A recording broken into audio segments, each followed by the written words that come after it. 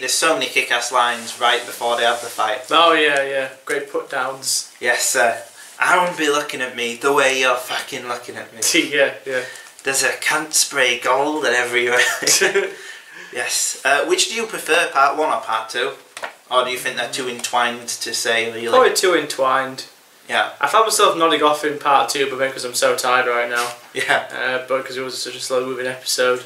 Yeah. So I'll probably say I prefer part 1, but they're so entwined together. You need to watch it all as one thing. Yeah. Like I said, I was only nodding off because I'm pretty tired right now. Yes. Nothing to do with the quality of the episode, because it's spoilers. It's a 10 out of 10. It's a 10 out of 10. Yeah. It's probably the best episode so far. You can already see a different range of ambition, a better visual quality. It's just a massive step up from season 1. Yeah, I think even the dialogue is sharper. Yeah, yeah. And I think the pacing, especially in Pacing's part 1, a lot better. is a lot better. I mean, season 1 was still brilliant, but like this is just, it flew by. In fact, it's like with like episodes in part 1, they felt like 50-minute episodes. You know what I mean?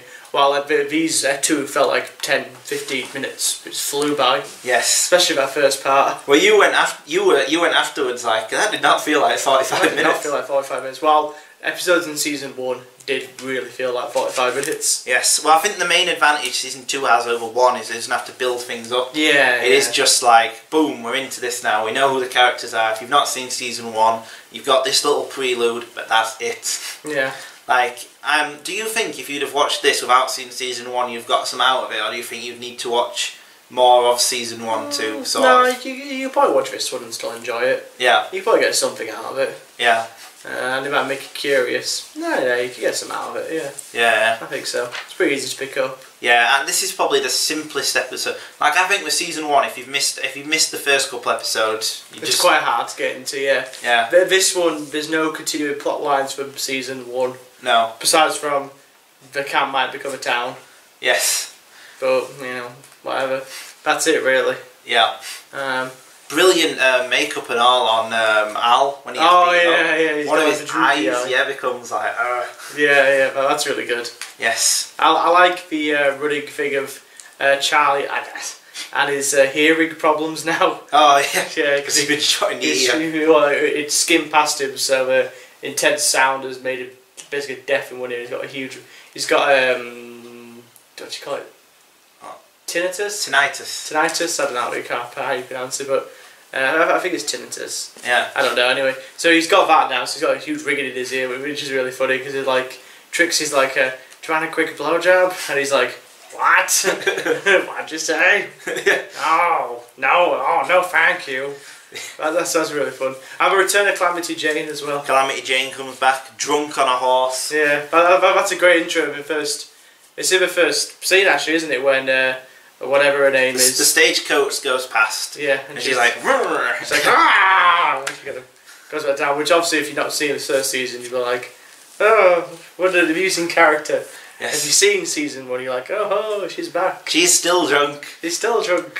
Yes. There's also, I noticed this time that there was a lot of exposition about things, but it felt fairly natural. Yeah. There were characters just explaining like who they were and stuff, but it felt natural because of the quality of the dialogue.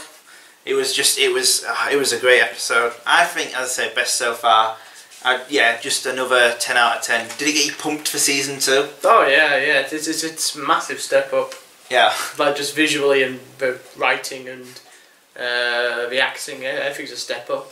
Yeah. And Seth is interesting. Yeah, I thought Seth is great. He's really interesting. It's because he has a reason to be so angry. He's profound shame and there's conflict and interest. Yeah. And Steph is a really interesting character now. Yes. Finally. Anna Gunn was in it. Oh yeah.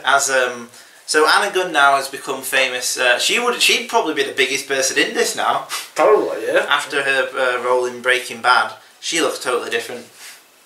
Nah, she looks. I think she looks. Her face does, because apparently she has like a facelift. Did she? Yeah. See, I think she looks a little bit like Edie Falco from Sopranos. Yeah, I think she does. Like a much younger version. Yeah, a little bit. Yeah. About 20% less Italian American. I don't know. Yes. But she looks a little bit like her. I used to get confused actually with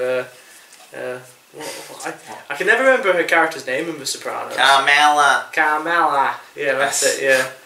But yeah, it was, and also it does the thing where it suggests future plot lines. Like you've got the tension between Bullock's wife is there and his mistress. Oh yeah. You've got Al is clearly in deep pain from that. You get another. This almost feels like a best of season 1.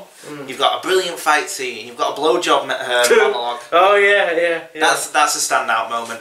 So in the end of part 2, Al is getting like a blowjob while he's trying to think about why Seth is doing this, and he finally realizes, and that's why he gives the gun basically to avoid a bloodbath at his bar, and also just because he realizes Seth wants to die, so he doesn't give it to him.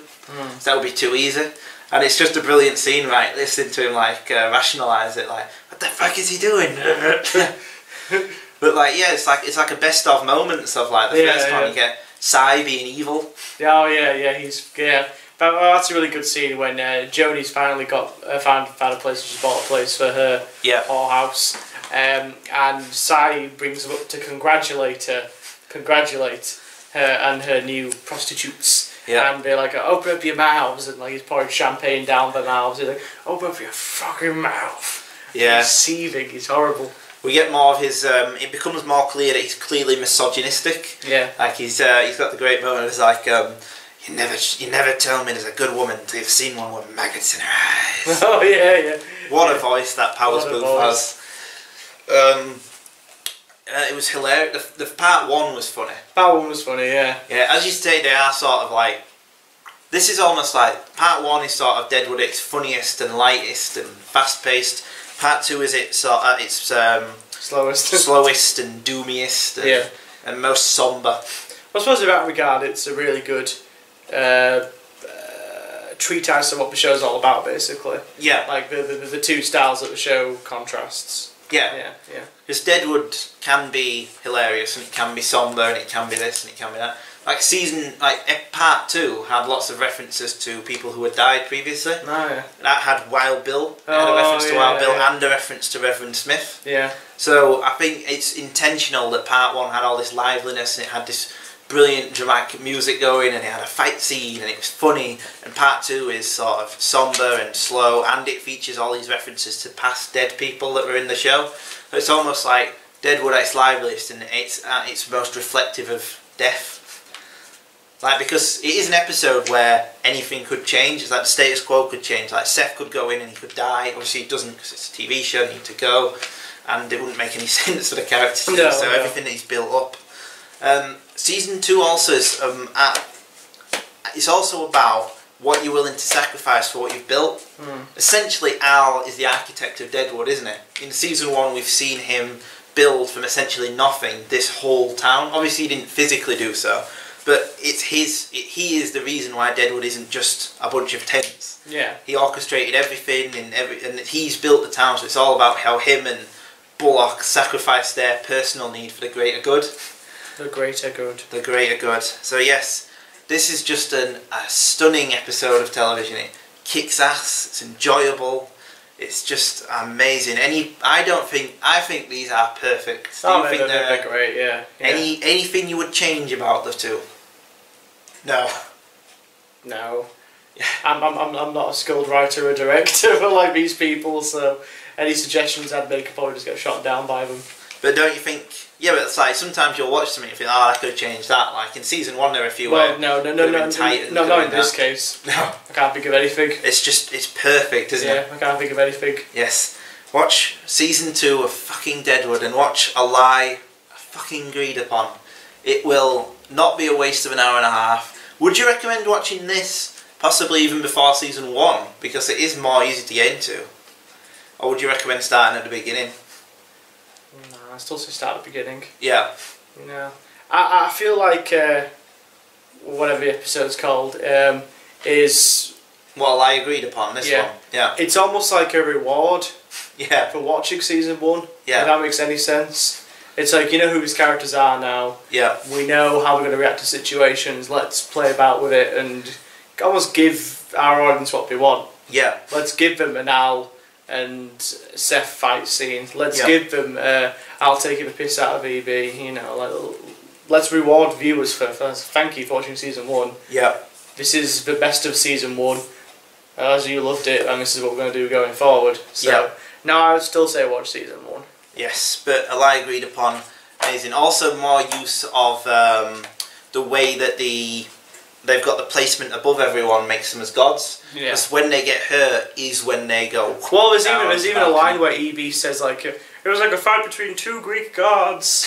Yeah. Do you think that was David Milch sort of winking at the audience? Yeah. Do you get it? Yeah. Do you get it? Also, this had probably the most use of music from all. Yeah, I noticed that. Yeah, there was like a really like in the first one especially, there was like almost like a really driving like guitar in the background, which was I don't know, almost like Breaking Bad-esque. Yeah. You know, like having Breaking Bad uses music like that and cut in between to build up tension. Yeah. It's a little bit like that, which was really weird, but it worked really well. Well, yeah, I think this is the best episode so far. I think it's amazing. Yeah. And it's amazing because it doesn't do the thing where it sacrifices anything to be more open to the audience. Yeah. The dialogue is just as dense and just as great, and but it is still driving. It is because they've done the groundwork of season 1. They can afford to do this sort of pounding, driving, like thrilling sort of first 20 minutes before they have like a break for the somber second half.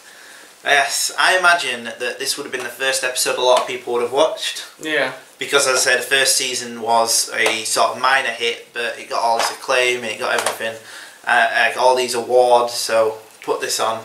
But yeah, great episode, and we can't wait to dig into season 2, which, as I say, best season of television ever. Would you say this is the best TV opening you've seen? It's one of the best premieres. Yes. Yeah, they're one of the best premieres. Premieres tend to be disappointing. You reckon?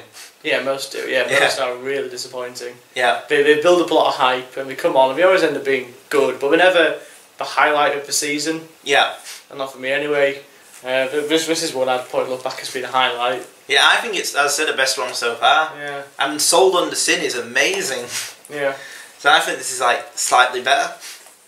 It's not as thematically dense or as like rich, I think, as some of the other ones. But I think it's the most entertaining. I think it's the most like it is the one where I think where as a standout episode, because I think Deadwood becomes something as a combination of the episodes. Like how we spent more time talking about season 1. We spent about half an hour, like 45 minutes talking just about season 1. And individual episodes, I don't think they are dense and stuff, but I think it gains as like as a whole, almost like Deadwood itself. Oh, yeah. Each individual whole builds to sort of this one statement. But I think this episode is the best individual episode, as in if you were to watch this by itself, both parts, you would get more out of it than any other episode. Yeah. Like Sold Under Sin, you couldn't really watch that without the build-up of the other episodes to get anything really out of it. And the first episode is too dense and too drops you into it. It doesn't really tell one story. It's just more open-ended and stuff. And like it's basically leading you into the next ones. This one is just like, this is a great story told from beginning to end, and this is how good season 2 is going to be. Stick with it for that rather than any cliffhangers or anything. There are still some suggestions, like Joni's new whorehouse comes into play a lot, and but other than that, it's like season 2 could go anywhere now. That's it. Yeah, no idea what's going to happen. Yeah. Well then, stay tuned. We'll see what Chris thinks of season 2.